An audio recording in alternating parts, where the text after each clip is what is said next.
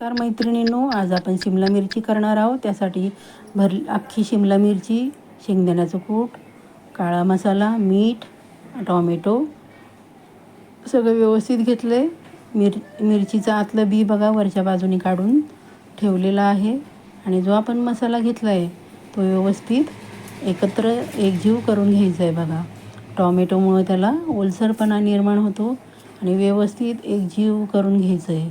सगळा मसाला एकत्र झाला पाहिजे आणि प्रत्येक मिरची व्यवस्थित दाबून भरायची आहे.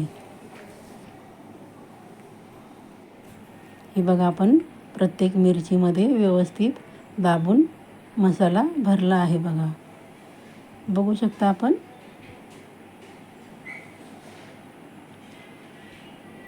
आणि जो राहिलेला मसाला आहे तो आपण मिरची शिजल्यानंतर वरनं टाकणार आहोत. त्यात प्रथम आपण कढईमध्ये तेल ओतले. तेल गरम झालं की मोहरी टाकली. मोहरी तडतडली की जिरे टाकले. जिरे तडतडले की थोडीशी हळद टाकली आहे आणि हळूहळू एक एक मिरची तेलामध्ये सोडत जायचे.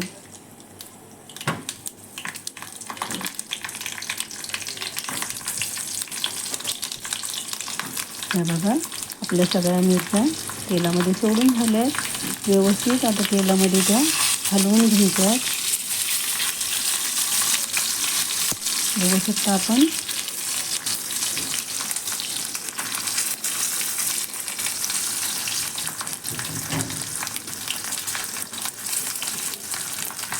नंतर आपण त्यावर झाकण ठेवणार आहोत आणि बारीक मंद गॅसवर त्याला शिजून घेणार आहोत. थोडा वेळ झाला की झाकण काढायचं आहे. जी बाजू शिजली आहे ती बाजू आपण वरती करणार आहोत. जी बाजू कच्ची आहे ती खाली करणार आहोत, म्हणजे कच्ची बाजू व्यवस्थित शिजून निघेल. प्रत्येक मिरची व्यवस्थित फिरवून घ्यायची आहे. खालची बाजू वर, वरची बाजू खाली करायची आहे, म्हणजे सगळ्या बाजूनी मिरची व्यवस्थित शिजून निघेल. शिजल्यानंतर या मिरचीची चव खूप सुंदर लागते.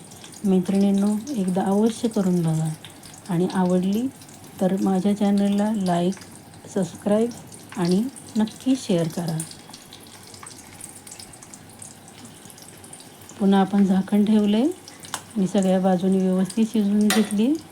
शिजून झाल्यानंतर आपण राहिलेला मसाला टाकला आहे आणि व्यवस्थित सगळ्या बाजूने हलवून घेतो आहे, म्हणजे आत तर मसाला लागतोच आहे, वरनं पण त्याला मसाल्याची मिरचीला चव लागणार आहे.